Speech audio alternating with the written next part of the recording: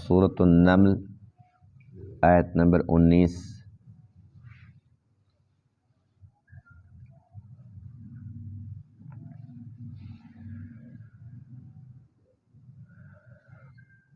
अऊज़ु बिल्लाहि मिनश शैतानिर रजीम। बिस्मिल्लाहिर रहमानिर रहीम।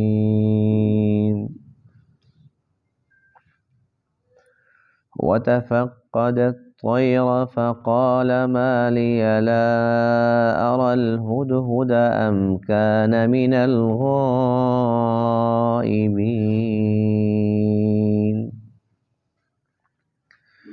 लअुअज़्ज़िबन्नहु अज़ाबन शदीदन औ लअज़बहन्नहु औ लयअतियन्नी बिसुल्तानिम मुबीन।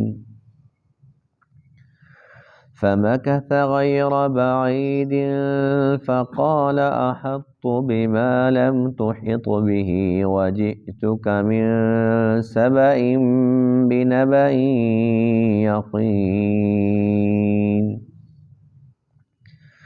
इन्नी वजदतु इम्रअतन तमलिकुहुम व ऊतियत मिन कुल्लि शैइन व लहा अर्शुन अज़ीम।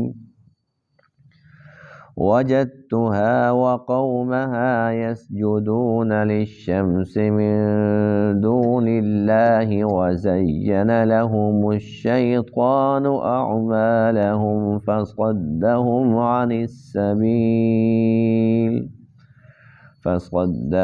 अनिस्सबील फहुम ला यहतदून। अल्ला यसजुदू लिल्लाहि अल्लज़ी युख़रिजुल ख़बअ फ़िस्समावाति वल अर्दि व यअलमु मा तुख़फ़ून व मा तुअलिनून। अल्लाहु ला इलाहा इल्ला हुवा रब्बुल अर्शिल अज़ीम। क़ाल सनंज़ुरु असदक़त अम कुन्त मिनल काज़िबीन। इज़हब बिकिताबी हाज़ा फ़अल्क़िह इलैहिम सुम्म तवल्ल अन्हुम फ़न्ज़ुर माज़ा यरजिऊन। क़ालत या अय्युहल मलअु इन्नी उल्क़िय इलय्य किताबुन करीम। इन्नहु मिन सुलैमान व इन्नहु बिस्मिल्लाहिर रहमानिर रहीम। अल्ला तअलू अलय्य वअतूनी मुस्लिमीन। सदक़ल्लाहुल अज़ीम।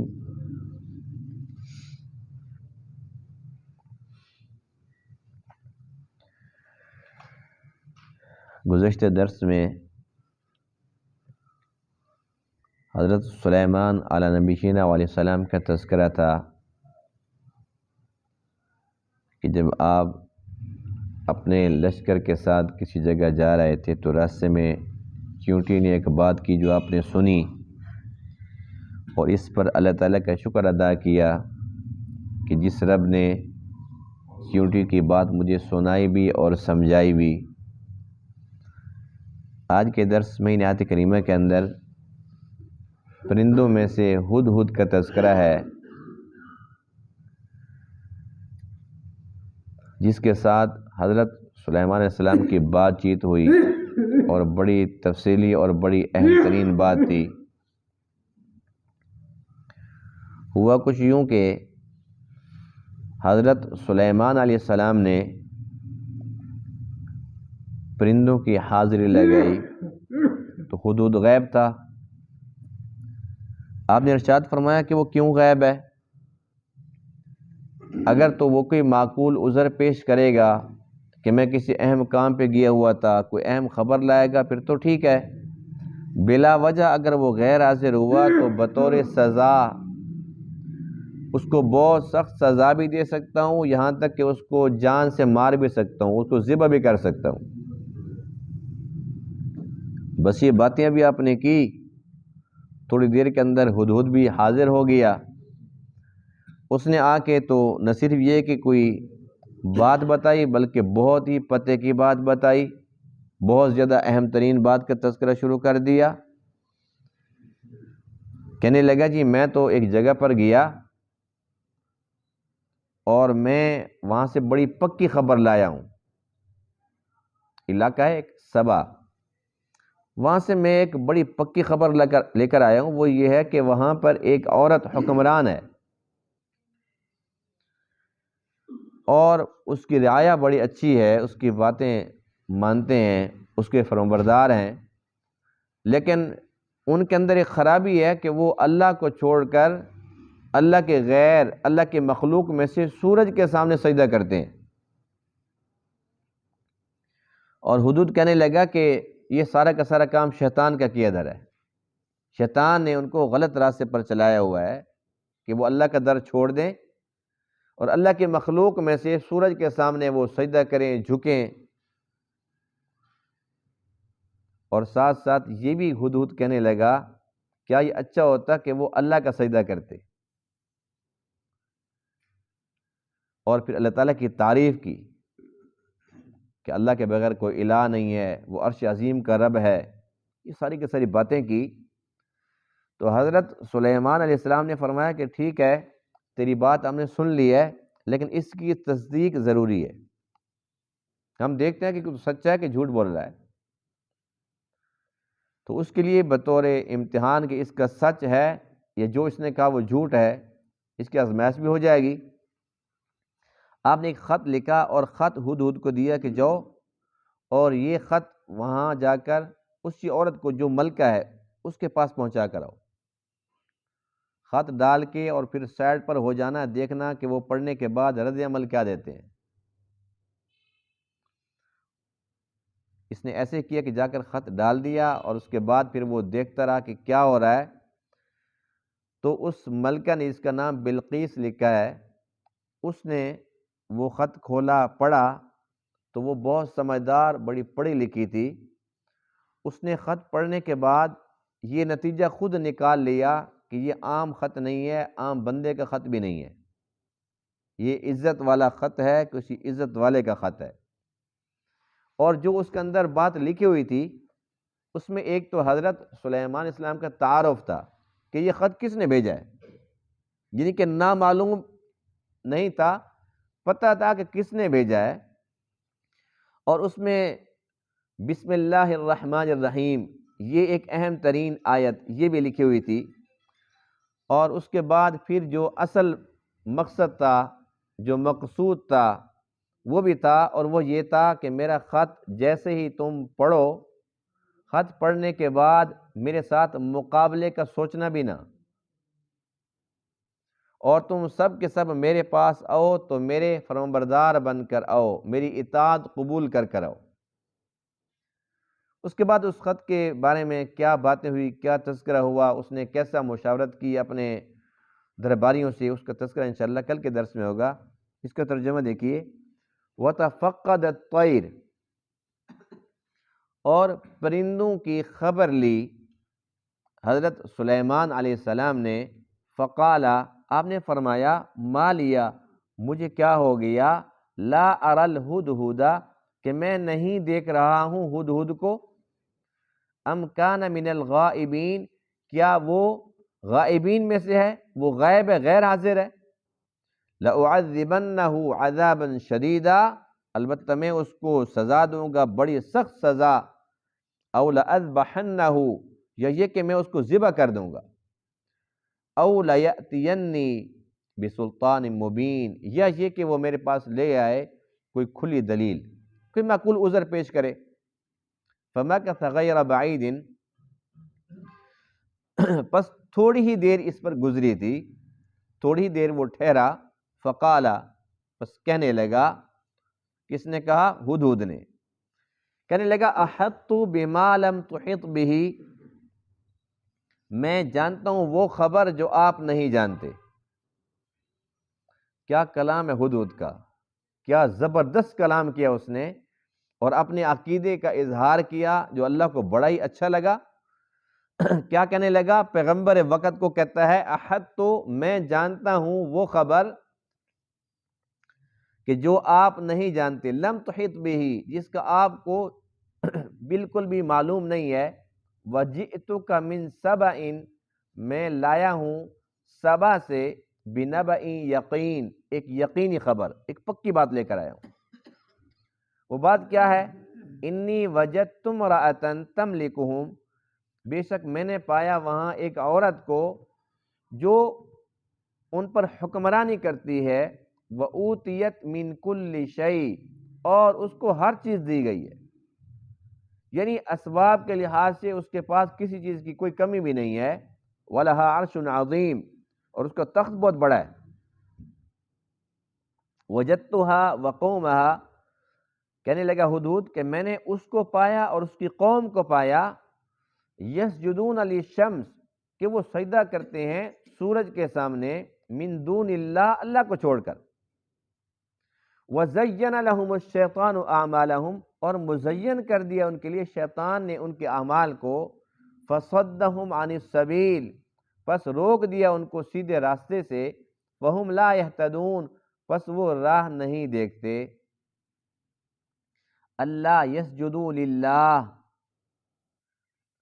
ہدہد کہنے لگا کیوں نہیں وہ سجدہ کرتے اس اللہ کا، الذی یخرج الخبء، جس نے نکالا ہر ایک پوشیدہ چیز کو، فی السماوات والارض، آسمانوں میں اور زمین میں، ویعلم، اور وہ جانتا ہے، ما تخفون وما تعلنون، جو کوئی تم چھپاتے ہو اور جو کوئی تم ظاہر کرتے ہو۔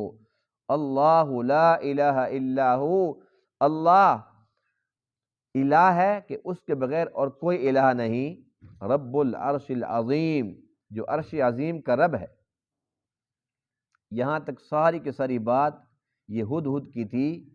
قال، اب یہاں سے بات شروع ہوتی ہے حضرت سلیمان علیہ السلام کی۔ قال، آپ نے فرمایا، سننظر، اچھا عنقریب ہم دیکھیں گے، اصدقت، کہ کیا تو نے سچ کہا، ام کنت من الکاذبین، یا تو جھوٹوں میں سے ہے۔ اذهب بکتابی ھذا، لے جا میرے اس خط کو، فَأَلْقِهْ إِلَيْهِمْ، پس ان کی طرف ڈال دینا، ثُمَّ تَوَلَّ عَنْهُمْ، پھر وہاں سے پلٹ جانا، فَانظُرْ، پس دیکھنا، ماذا يرجعون، کہ وہ کیا لوٹاتے ہیں، یعنی کیا جواب دیتے ہیں، کیا ان کا رد عمل ہے۔ قالت، خط ڈال دیا، ملکہ نے خط پڑھ لیا، پڑھنے کے بعد وہ کہنے لگی، یا ایھا الملأ، اے سردارو، اے درباریو، جو اس کے قریب لوگ رہتے تھے، انی القی الیہ، بے شک ڈالا گیا میری طرف، کتاب کریم، ایک عزت والا خط، انہ من سلیمان، بے شک وہ سلیمان کی طرف سے ہے، وَإِنَّهُ، اور بے شک اس میں یہ بھی لکھا ہوا ہے، بسم اللہ الرحمن الرحیم، کہ میں شروع کرتا ہوں اللہ کے نام سے جو بہت زیادہ مہربان، بہت زیادہ رحم کرنے والا ہے، اور اس میں یہ لکھا ہوا ہے، اللہ تعلوا علیہ، کہ تم نہ آنا میرے پاس سرکش بن کے، یعنی میرے مقابلے پر نہ آنا، وَأْتُونِي مسلمین، اور میرے پاس آنا مسلم بن کے، فرمانبردار بن کے۔ آج کے درس میں یہ آیت سجدہ ہے، تو درس کے بعد سارے ساتھی ایک بار سجدہ کر لیں گے، یہ واجب ہوتا ہے سجدہ تلاوت۔ وَتَفَقَّدَ الطَّيْرَ، تفقد کا لفظ جو ہے نا، یہ تبلیغ جماعت والے زیادہ جانتے ہیں، جو جماعتیں بیرون جاتی ہیں نا، کہتے ہیں ان کا تفقد ہو رہا ہے۔ تو تفقد کا معنی کیا ہوتا ہے؟ خبر لینا، چھان بین کرنا۔ تو حضرت سلیمان علیہ السلام نے پرندوں کی چھان بین کی، حدود نہیں تھا، وہ اتنے زیادہ پرندے تھے، ان پرندوں کے اندر اگر ایک پرندہ غائب بھی تھا تو کیا پتہ چلنا تھا؟ وجہ یہ تھی کہ ہدہد ایک ایسا پرندہ ہے عربی زبان میں بھی ہدود کہتے ہیں، اردو میں بھی ہدود کہتے ہیں، اور پنجابی کے اندر بھی ہدود کہتے ہیں۔ اکثر زبانوں میں اس کو ہدود ہی کہا جاتا ہے۔ لمبی سی اس کی چونچ ہوتی ہے اور چونچ ہی مارتا رہتا ہے، اس کے سر کے اوپر تاج بھی ہوتا ہے، چھوٹا سا پرندہ ہے۔ اللہ نے اس کو یہ خوبی، یہ کمال عطا فرمایا کہ یہ زمین کے نیچے کہاں پر پانی ہے، کتنا گہرا پانی ہے، یہ اس کا بتا سکتا ہے، اس کو پتہ چل جاتا ہے۔ اللہ کی قدرت ہے۔ تو اس کا آج بھی اس کے اندر یہ کمال ہے، اور اس وقت بھی یہ کمال تھا،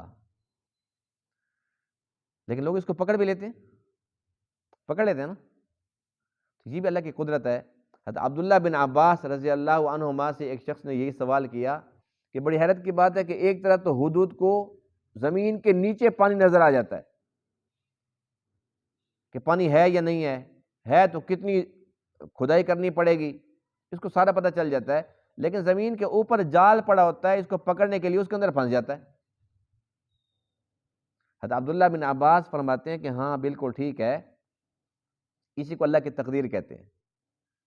جب تقدیر آتی ہے تو پھر انسان کی آنکھیں کام نہیں کرتی، جتنا انسان سمجھدار ہو، بڑا چالاک ہو، لیکن جو ایک مصیبت آنی ہوتی ہے اس سے انسان نہیں بچ سکتا۔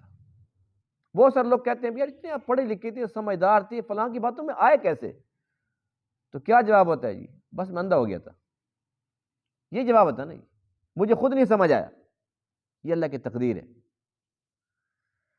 تو یہ بہت زبردست جواب ہے عبداللہ بن عباس کا، مفسر قرآن ہے۔ آپ فرماتے ہیں کہ بھئی یہ اللہ کی قدرت ہے، اسی کو تقدیر کہتے ہیں کہ یہ بیچارہ اس جال کو نہیں دیکھ سکتا کہ اس کی قسمت میں لکھا ہوتا ہے پھنسنا، یہ پھنس جاتا ہے۔ تو اب اس کے اندر یہ کمال تھا، یہ خوبی تھی۔ حضرت سلیمان علیہ السلام جب کہیں سفر پہ جاتے تھے تو ہدہد کو ساتھ لے کے جاتے تھے، جہاں پر پانی کی ضرورت پیش آتی ہدہد کو پھر حکم ہوتا بتا کدھر پانی ہے، وہ بتاتا تھا کہ یہ یہاں پر پانی ہے۔ اور یہ تو پہلے ہی ہم پڑھ چکے نا پچھلے درس کے اندر کہ منطق الطیر، جو پرندوں کی بولی تھی وہ اللہ تعالیٰ نے آپ کو سکھا دی تھی۔ تو ہدہد سے پوچھا جاتا تھا کہ پانی کدھر ہے، وہ کہتا تھا جی فلاں جگہ پر پانی ہے۔ تو جنات تابع تھے، حضرت سلیمان ان کو حکم دیتے فوراً کھدائی کرو، پانی نکالو، فوری طور پر کنواں تیار ہو جاتا، پانی نکل آتا۔ یعنی یہ دیکھیں کہ جو اتنے طاقتور ہیں جنات، ان کو پتہ نہیں تھا پانی ہے یا نہیں ہے، کیونکہ علم غیب جنات کے پاس بھی نہیں ہے۔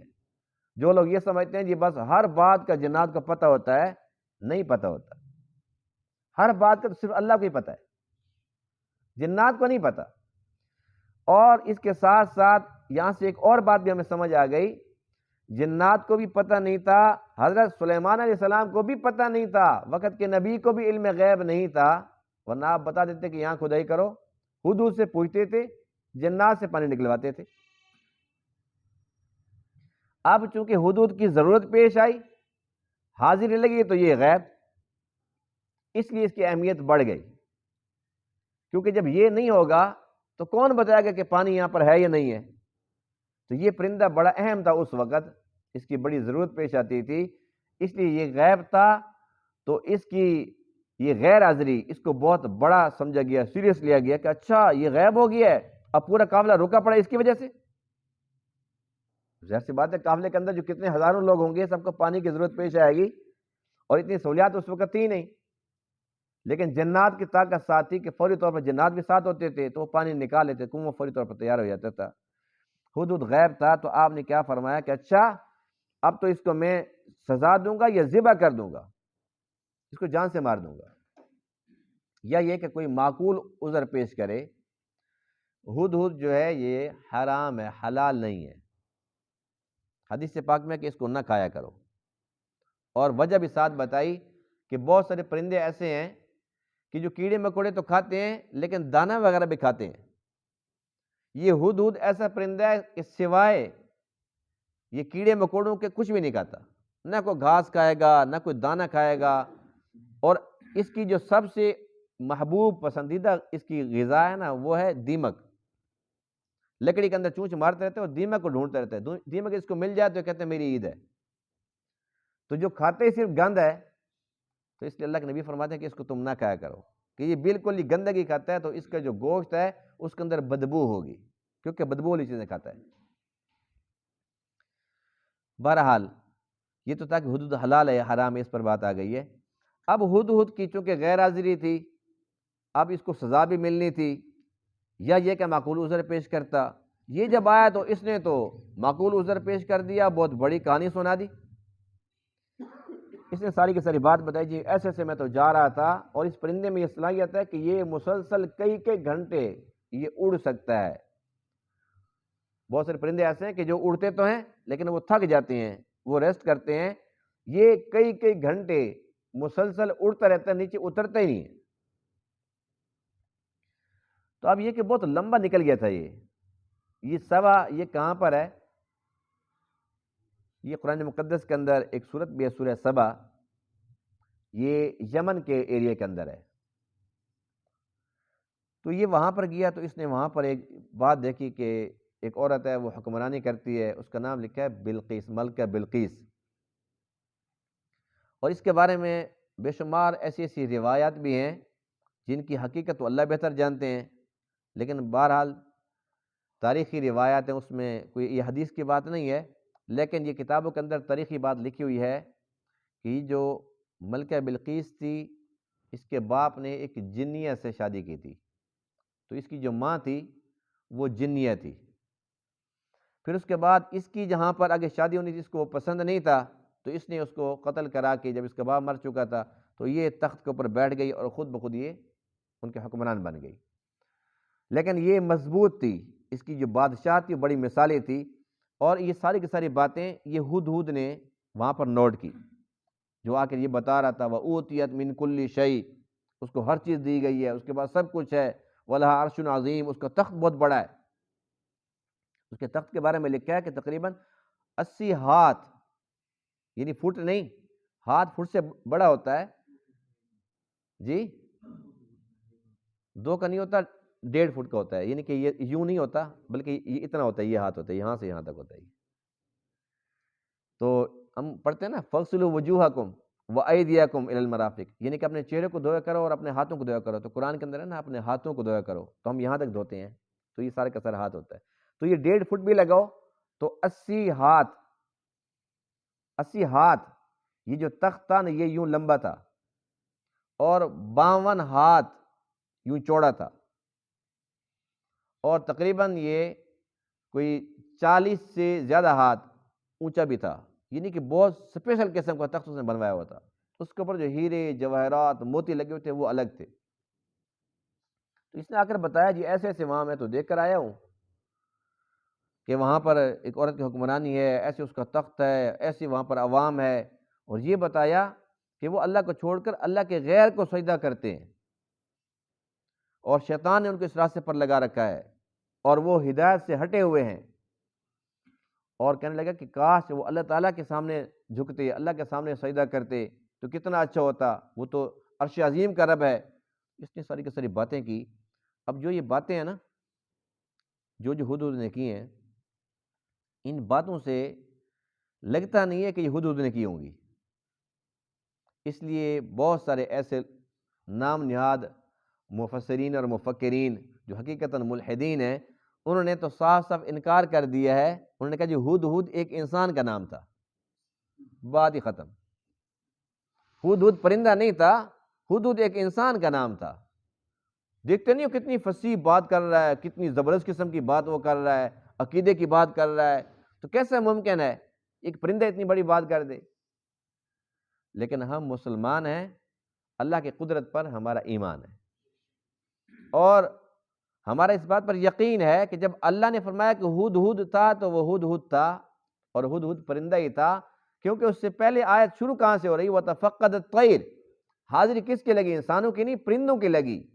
تو آپ نے کیا فرمایا کہ پرندوں کی حاضری لگی؟ فرمایا ہدہد کیوں غائب ہے؟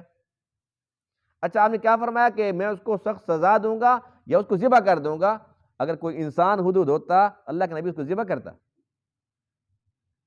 یعنی قرآن کی جو آیتیں ہیں، اس کا ہم ترجمہ جب پڑھتے ہیں اور ایمان کے ساتھ پڑھتے ہیں تو ہمارا ایمان اور بڑھ جاتا ہے کہ بالکل اللہ کی قدرت ہے کہ یہ پرندہ تھا، یہ سارا کچھ کہہ رہا تھا۔ لیکن جن کی دماغ میں یہ بات نہ آئے، جو اللہ کی قدرت نہیں مانتے، تو انہوں نے کہا نہیں جی یہ ہدہد ایک پرندہ ایک بات نہیں کر سکتا، یہ ہدہد انسان تھا۔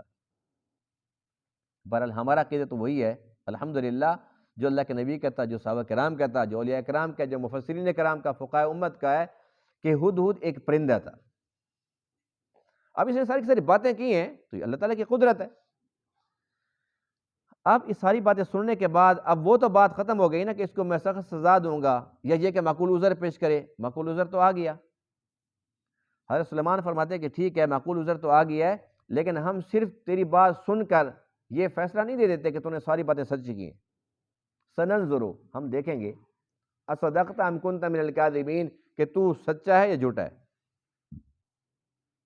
آپ نے خط لکھا، اور خط بھی بہت ہی شاندار طریقے سے لکھا، اور پھر اس کی جو پیکنگ تھی وہ بھی بڑی زبردست تھی، جس طریقے سے بادشاہوں کے خط ہوتے ہیں۔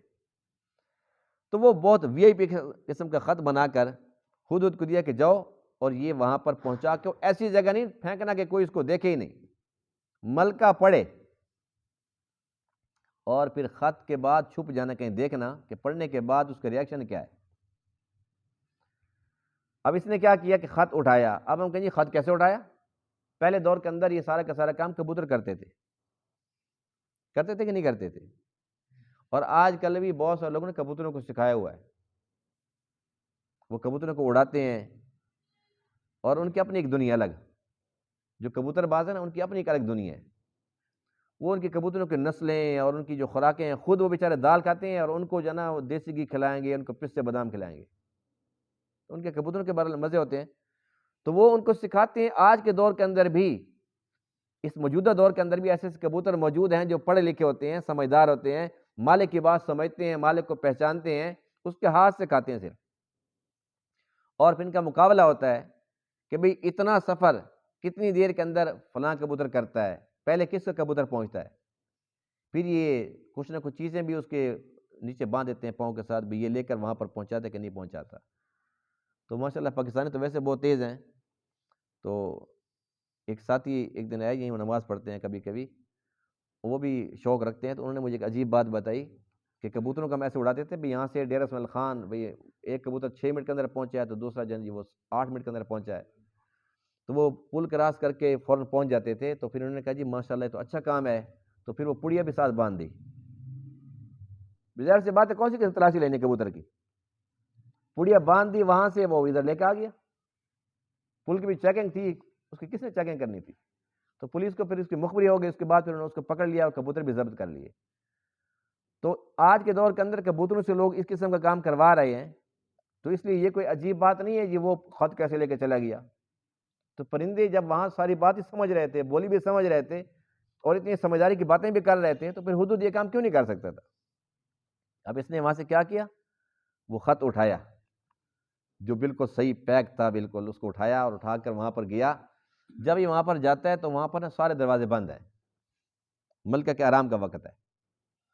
اب اس نے کہا بھی میرے اوپر کون سی پابندی ہے، میں نے کون سے کوئی دروازہ کھٹکھٹانا ہے یا میں نے کسی سے کوئی تعارف کرانا ہے؟ اس نے کہا کوئی مسئلہ نہیں، آرام سے دیواروں کے اوپر سے وہ جو کمرہ جہاں پر وہ آرام کر رہی تھی اس کمرے کے اوپر گیا، اور وہاں سے ایک روشن دان کھلا تھا، وہاں اندر جا کر بیٹھا، دیکھا وہ آرام کر رہی ہے، اس کے بالکل ساتھ جا کے خط رکھ دیا،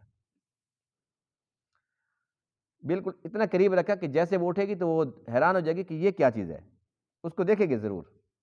پھر روشن دان کے اندر چھپ کر بیٹھ گیا، کیونکہ حکم یہی تھا نا، فَأَلْقِهْ إِلَيْهِمْ، پہلے یہ ڈالنا ہے، ثُمَّ تَوَلَّ عَنْهُمْ، وہاں بیٹھنا نہیں ہے، پھر وہاں سے الگ ہو جانا ہے، فَانظُرْ، پھر دیکھتے رہنا ہے، مَاذَا يَرْجِعُونَ، کہ وہ کیا رد عمل دیتے ہیں۔ اب چونکہ یہ پابند تھا، اب اس نے کیا کیا کہ وہاں پر دیکھتا رہا۔ ملکہ اٹھی، اس نے کہا بھی یہ کیا چیز ہے؟ جب اس نے دیکھا، اس نے کہا بھی یہ تو کوئی خط ہے۔ اس سے کھولا تو اس کے اندر حضرت سلیمان کا تعارف بھی تھا، اور اہم ترین بات بسم اللہ الرحمن الرحیم یہ بھی، اور اس کے بعد جو اصل پیغام تھا اللہ تعالیٰ علیہ واتونی مسلمین، کہ جیسے میرا خط ملے تو میرے ساتھ مقابلے کا نہیں سوچنا، بلکہ میرے پاس آنا ہے فرمانبردار ہو کے، یعنی میری اطاعت قبول کرو، تم بے شک وہاں کی ملکہ بنی ہوئی تھی لیکن بادشاہ میں ہوں، تو میری رعایا میں ہو۔ اب اس نے یہ سارا کا سارا منظر دیکھا کہ وہ کیا کیا باتیں کر رہے ہیں، آ کر ساری کی ساری یہاں پر آ کر بات بتائی۔ اب یہاں پر دیکھیے کہ اس پرندے نے ایک بات تو یہ کی کہ عورت حکمران ہے اور اس کی خوبیاں بھی گنوائی، ساتھ اس کے اندر جو عیب تھا اس میں اس کی قوم کے اندر کہ وہ شرک کے اندر مبتلا تھی، یہ بات اس کو چبھی۔ لیکن جی وہ اللہ کو چھوڑ کر وہ سورج کے سامنے سجدہ کرتے ہیں، تو اس سے یہ پتہ چلتا ہے کہ دو اس کے اندر عقیدے کی باتیں تھیں۔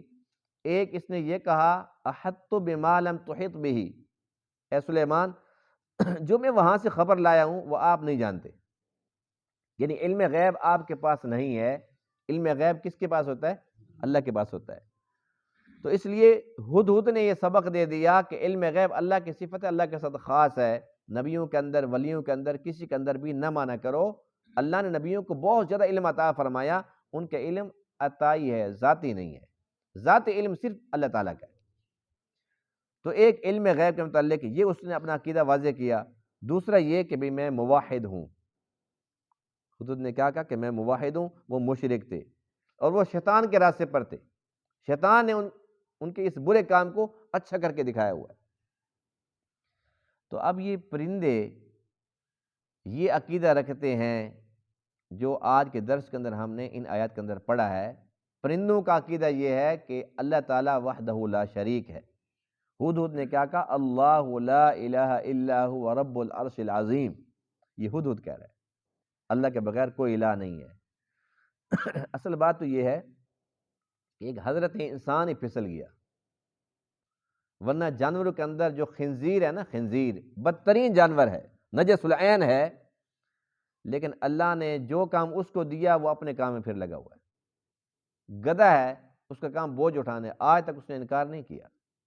گھوڑا ہے، جنگ کے اندر زخمی ہو جاتا ہے، ٹانگ کٹ جاتی ہے، اس کو فیر لگ جاتا ہے، تلوار لگتی رہی، لیکن وہ پیچھے نہیں بھاگتا، آگے جاتا ہے، اس کی ڈیوٹی ہے، جہاد کے اندر اس نے حصہ لینا ہے۔ اونٹ ہے، اس کو کتنا بڑا بوجھ لا دیا جاتا ہے، لیکن وہ انکار نہیں کرتا۔ یعنی جو جانور اپنے کام کے اندر لگے ہوئے ہیں، اور ان میں کتنا شعور ہے، یہ جو چیونٹی تھی جس کا تذکرہ کل پڑا تھا، ان میں اتنا شعور ہے۔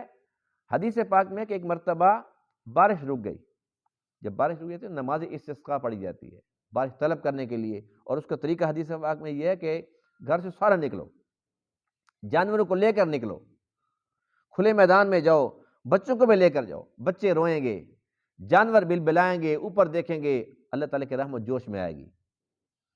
حضرت سلیمان علیہ السلام اپنے گھر سے نکلے لوگوں کو لے کر اور سارے مجمع کو لے کر، جب آپ نکلے تو راستے میں دیکھا کہ ایک چیونٹی، وہ اپنے، ان کے ہاتھ تو نہیں ہیں، ان کی تو وہی ٹانگیں ہی ہیں، وہ اوپر یعنی کہ الٹی لیٹ کے، اور وہ اللہ کی طرف اوپر کر کے اللہ سے باتیں کر رہی تھی، اے اللہ اگر تو پانی نہیں دے گا تو ہم تو پیاس سے مر جائیں گی، ہم تو محتاج ہیں، ہمیں پانی دے، ہم نے کون سا گناہ کیا، ہمارا تو کوئی قصور نہیں ہے۔ حضرت سلیمان علیہ السلام نے جب چونٹی کی باتیں سنی تو اپنے لشکر سے فرمایا کہ بس اب چلو واپس جاؤ، اللہ نے اس چونٹی کی دعا قبول فرما لی ہے، اب اللہ بارش دے گا، پانی آئے گا، لیکن اس کے صدقے سے آئے گا۔ یہ جو پرندے ہیں اللہ نے ان کو شعور عطا فرمایا، اللہ نہیں فرما رہے وَإِن مِّن شَيْءٍ إِلَّا يُسَبِّحُ بِحَمْدِهِ، ہر چیز اللہ کی تسبیح میں لگی ہوئی ہے، یہ سارے جانور، پرندے سب اللہ کی تسبیح کرتے ہیں، وَلَٰكِن لَّا تَفْقَهُونَ تَسْبِيحَهُمْ، تو ان کی تسبیح سمجھ نہیں سکتے، یعنی ہمارے پاس وہ شعور نہیں ہے کہ ہم سمجھ سکیں، لیکن یہ حقیقت ہے کہ وہ تسبیح میں لگے ہوئے۔ تو ہدہد نے اتنی پیاری پیاری باتیں کی ہیں، یعنی کہ یوں سمجھ لیں کہ تمام کے تمام جانور اور تمام کے تمام پرندے یہ موحد ہیں، یہ شرک ان جانوروں کے اندر نہیں ہے، یہ شرک ان پرندوں کے اندر نہیں ہے۔ جو سب سے بڑی بیماری اللہ کو سب سے زیادہ ناپسند ہے وہ تو شرک ہی ہے نا، وہ شرک اس حضرت انسان نے کی، یا تو جنات نے کیا یا انسان نے کیا، کہ دونوں ہی مکلف ہیں، اس کے علاوہ باقی جانور وہ اس سے بری ہیں۔ تو ہمیں چاہیے کہ کم سے کم ان جانوروں سے سبق حاصل کر لیں کہ وہ بے زبان ہیں، اور ہماری نظر میں تو وہ ناسمجھ ہیں، وہ کچھ بھی نہیں ہیں، لیکن وہ اپنے عقیدے پر پکے ہیں۔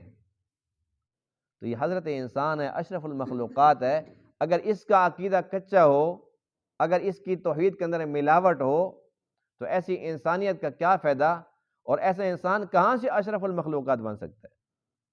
جن کا عقیدہ درست نہیں ہے، جو مشرک ہیں، وہ ہرگز انسان ضرور ہیں، اشرف المخلوقات نہیں ہیں۔ اللہ کا قرآن کہتا ہے اولئک کالانعام بل ہم اضل، یہ جانوروں جیسے ہیں، ان سے بھی گئے گزرے ہیں، کیونکہ جانور تو پھر جانور ہی ہیں، ان میں اتنا شعور تو نہیں جتنا حضرت انسان کے اندر ہے، لیکن وہ اپنا عقیدہ درست رکھتے ہیں۔ اور کتنی پیاری باتیں کی ہیں حدود نے، یقین جانیے کہ یہ ساری کی ساری باتیں اگر ہم اس کو دل کی آنکھوں سے دیکھیں، اس کو اگر دل دماغ میں جگہ دیں، تو کوئی انسان بھی جو یہ آیتیں پڑھتا ہے اس پرندے کے بات سے متاثر ہو کر اپنا عقیدہ درست کر سکتا ہے۔ ایسی بات ہے کہ نہیں ہے؟ یہ بھی اللہ کا شکر الحمدللہ کہ اللہ تعالیٰ نے اپنا یہ کلام ہمیں عطا فرمایا ہے جس میں نور ہی نور ہے۔ سب سے زیادہ قرآن عقیدے پر زور دیتا ہے، سب سے زیادہ عقیدے کی اصلاح کرتا ہے۔ جو بندہ قرآن سمجھ کر پڑھے، ممکن نہیں ہے کہ وہ شرک کرے۔ ہر صورت، ہر آیت بتا رہی ہے اللہ وحدہ لا شریک ہے، ہر آیت بتا رہی ہے کہ اور کچھ بھی نہیں ہے تمہارے پلے، اپنا عقیدہ مضبوط کر کے اللہ کے پاس پہنچنا، اور اسی کے صدقے اللہ کا فضل شامل حال ہوگا، تمہارا بیڑا پار ہو جائے گا۔ اللہ تعالیٰ تمام باتوں کو سمجھنے عمل کرنے کی توفیق عطا فرمائے۔ وآخر دعوانا الحمدللہ رب العالمین۔